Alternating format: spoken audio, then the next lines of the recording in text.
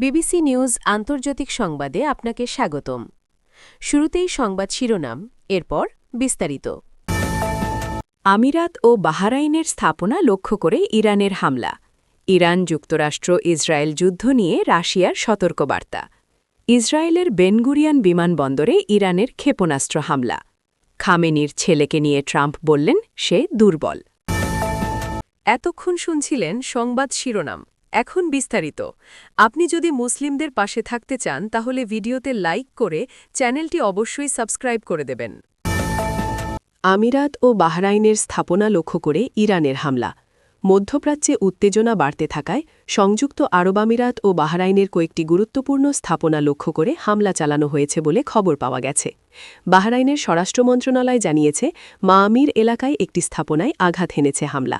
ঘটনার পর পরিস্থিতি মোকাবিলায় আজ করছে কর্তৃপক্ষ। অন্যদিকে সংযুক্ত আরব আমিরাতের প্রতিরক্ষা মন্ত্রণালয় জানিয়েছে, ইরান থেকে ছোড়া ক্ষেপণাস্ত্র ও ড্রোন মোকাবিলায় তাদের প্রতিরক্ষা ব্যবস্থা সহায়ক রয়েছে।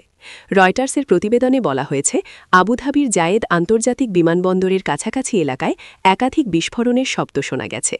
আকাশ প্রতিরক্ষা ব্যবস্থা সক্রিয় হওয়ার সময় এসব বিস্ফোরণ ঘটে বলে ধারণা করা হচ্ছে। ইরান যুক্তরাষ্ট্র ইসরায়েল যুদ্ধ নিয়ে রাশিয়ার সতর্কবার্তা।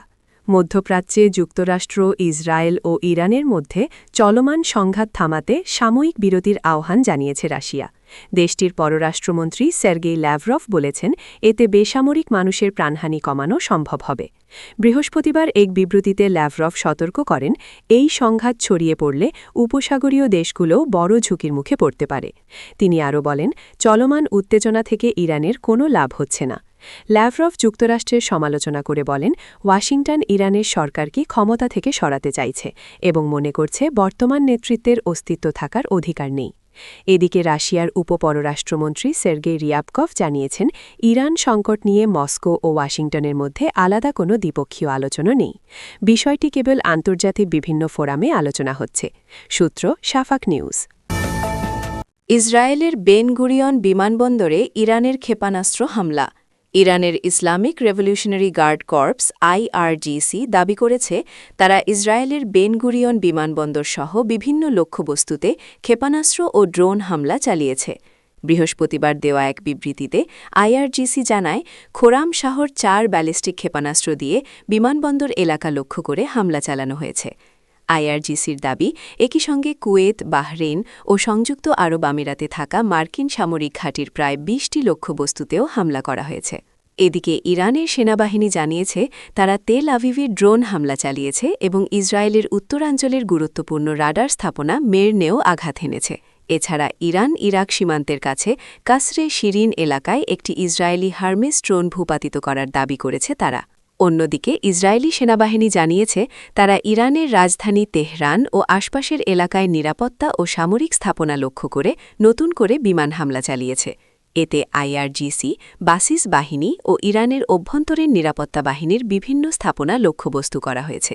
ইরানের রাষ্ট্রীয় টেলিভিশন জানিয়েছে, তেহরানের আজাদি স্টেডিয়ামের ভেতরের একটি বড় স্পোর্টস হল হামলায় ধ্বংস হয়েছে। দেশটির জ্বালানি মন্ত্রণালয় জানিয়েছে, হামলায় কিছু পানি ও বিদ্যুৎ স্থাপনা ক্ষতিগ্রস্ত হয়েছে। ইরানের শহীদ ফাউন্ডেশনের তথ্য অনুযায়ী যুক্তরাষ্ট্র ও ইসরায়েলের হামলা শুরুর পর থেকে দেশটিতে এখন পর্যন্ত প্রায় 1230 জন নিহত হয়েছেন। অন্যদিকে কুয়েতে একটি মার্কিন কমান্ড সেন্টারে ড্রোন হামলায় 6 মার্কিন সেনা নিহত হওয়ার কথা জানিয়েছে পেন্টাগন। ইসরায়েলেও কয়েকটি হামলায় অন্তত 12 জনের মৃত্যুর খবর পাওয়া গেছে। সূত্র শাফাক নিউজ। খামেনির ছেলেকে নিয়ে ট্রাম্প বললেন সে দুর্বল। যুক্তরাষ্ট্রের প্রেসিডেন্ট ডোনাল্ড ট্রাম্প বলেছেন, ইরানের সর্বোচ্চ নেতা আলী খামেনির ছেলে মুজতবা খামেনিকে দেশটির পরবর্তী নেতা হিসেবে মেনে নেবে না যুক্তরাষ্ট্র। এক সাক্ষাৎকারে ট্রাম্প বলেন, মুজতবা খামেনি তার বাবার উত্তরসূরি হওয়ার সম্ভাব্য প্রার্থী হিসেবে আলোচনায় থাকলেও ওয়াশিংটনের কাছে এটি গ্রহণযোগ্য নয়। তিনি বলেন, যুক্তরাষ্ট্র এমন একজন নতুন নেতাকে দেখতে চায় যিনি ইরানে শান্তি ও স্থিতিশীলতা আনতে পারবেন। ট্রাম্প মুজতবা খামেনিকে দুর্বল ব্যক্তি বলেও উল্লেখ করেন। ট্রাম্প আরও বলেন, যদি ইরানের পরবর্তী নেতৃত্ব আগের নীতি অনুসরণ করে তাহলে আগামী 5 বছরের মধ্যে আবারও যুদ্ধের পরিস্থিতি তৈরি হতে পারে। তিনি ইরানের ভবিষ্যৎ নেতৃত্ব নিয়ে আলোচনায় ব্যক্তিগতভাবে ভূমিকা রাখার কথাও উল্লেখ করেন।